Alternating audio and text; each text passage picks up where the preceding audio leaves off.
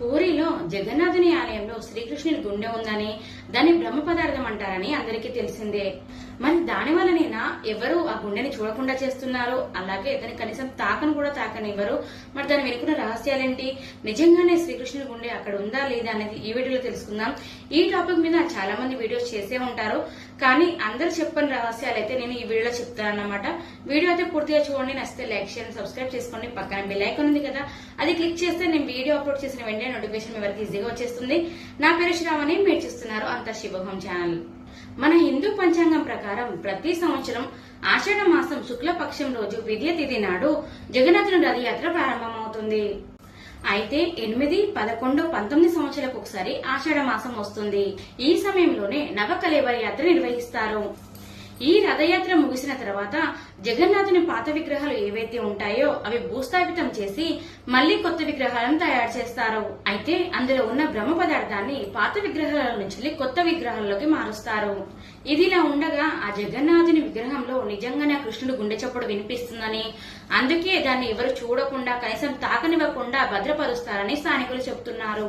మరి అంతటి శక్తివంతమైన బ్రహ్మ పదార్థాన్ని ఎవరు మారుస్తారు, రథయాత్ర ఎన్నుకున్న రహస్యాలు ఏంటి అనేది కూడా ఈ వీడియో తెలుసుకుందాం. పూరి జగన్నాథుని కొత్త విగ్రహాలను స్థాపించేందుకు ముందుగా 4 పెద్ద మనుషులు ముందుకు వస్తారు. వాళ్లే ఆలయం లోపలికి వెళ్లడానికి కూడా అనుమతి ఉంటుంది. అయితే ఈ బ్రహ్మ పదార్థం మార్చే వ్యక్తి ఎవరైతే ఉంటారో పూర్వకాలం నుంచి ఒకే వంశానికి చెందిన వ్యక్తి మారుస్తున్నాడు. అంటే అతనే కాకుండా అతని తాతలు, ముత్తాతలు, మనవళ్ళు అలా వస్తూ ఉంటారు కదా, వాళ్లే ఆ బ్రహ్మ పదార్థాన్ని మారుస్తున్నారు. బ్రహ్మ పదార్థాన్ని కొత్త విగ్రహాల లోపల పెట్టడానికి ఒక మనిషి లోపలికి వెళ్ళినప్పుడు ఆ మనిషికి నడుముకు ఒక తాడు కట్టి, అలాగే ఆ తాడు చివరన ఒక గంట కూడా కడతారు. అలాగే తన కళ్ళకు గంతలు కట్టి గుడి లోపల విగ్రహాల దగ్గరికి వరకు వెళ్లి వాటిని వదిలిపెడతారు. తర్వాత బయటకు వచ్చిన తర్వాత పూరిలో ఉన్న కరెంటు మొత్తం కూడా తీసేస్తారు. పూరి నగరం మొత్తం చీకటిమయమైపోతుంది. పాత విగ్రహాల పక్కనే కొత్త విగ్రహాలు కూడా పెట్టి ఉంచుతారు. అలాగే బ్రహ్మ పదార్థం పెట్టే చోట ఒక చిన్న గదిలా ఏర్పాటు చేశారు. కళ్ళ గద్దెలు ఉంటాయి కాబట్టి ఆయన తీయడానికి కూడా కొంచెం సులువుగా ఉంటుంది. అంతేకాదు విగ్రహాలకి కూడా దుస్తులు చుట్టేసి ఉంటాయి. మొత్తం వెళ్లిన పెద్ద ఆయన ఆ దుస్తులను మొత్తం తీసేసి ఆ గదిలో నుంచి ఆ బ్రహ్మ పదార్థం తీసి మళ్ళీ కొత్త విగ్రహాలలో పెట్టిన తర్వాత ఆయన తాడు చివరికి ఏదైతే గంట ఉంటుందో అది మోగిస్తాడు. తదనంతరం పాత విగ్రహాలు ఏవైతే ఉన్నాయో అవి భూస్థాపితం చేసేస్తారు. దీన్నే నవకలేబర యాత్ర అంటారు.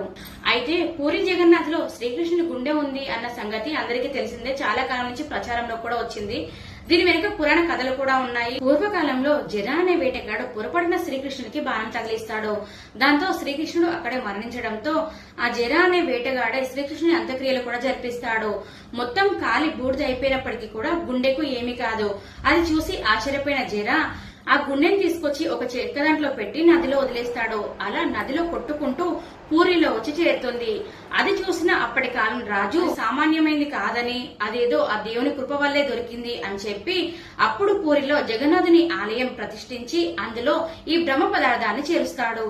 అయితే దీని వెనుక మరో కథ కూడా ఉంది. భాగవతం ప్రకారం అదే జర అనే వేటగాడు శ్రీకృష్ణుని పొరపాటుగా ఏదో పక్షి అనుకుని కొట్టడంతో శ్రీకృష్ణుడు అక్కడ మరణిస్తాడు. అది చూసిన జర కూడా భయంతో అక్కడే మరణించడంతో కొద్దిసేపటికి అర్జునుడు వచ్చి శ్రీకృష్ణుని చూసి తనే అంత్యక్రియలు మొత్తం జరిపిస్తాడు. దీన్ని బట్టి చూస్తే అక్కడ ఉన్నది శ్రీకృష్ణుని గుండె కాదు అని చాలా మంది నమ్ముతారు. మరి ఇది ఎంతవరకు నిజం అనేది మాత్రం ఇంకా రహస్యంగానే ఉంది. చూసారు కదండి, ఇవి పూరి జగన్నాథుని బ్రహ్మ పదార్థం వెనుక ఉన్న రహస్యాలు. మీకు ఎలా అనిపించింది ఏంటి ఈ వీడియోని కింద కామెంట్ చేయండి. ఇలాంటి మంచి మంచి వీడియోస్ కోసం మన ఛానల్ అయితే తప్పకుండా సబ్స్క్రైబ్ చేసుకోండి. పక్కన బెల్ ఐకాన్ ఉంది కదా, అది క్లిక్ చేస్తే నేను వీడియో అప్లోడ్ చేసిన వెంటనే నోటిఫికేషన్ మీ వరకు ఈజీగా వచ్చేస్తుంది. అలాగే ఇలాంటి మంచి మంచి విషయాలు మీ ఫ్రెండ్స్ అండ్ ఫ్యామిలీ కూడా షేర్ చేయాలి కాబట్టి ఈ వీడియోని తప్పకుండా షేర్ చేయండి. Thank you for watching.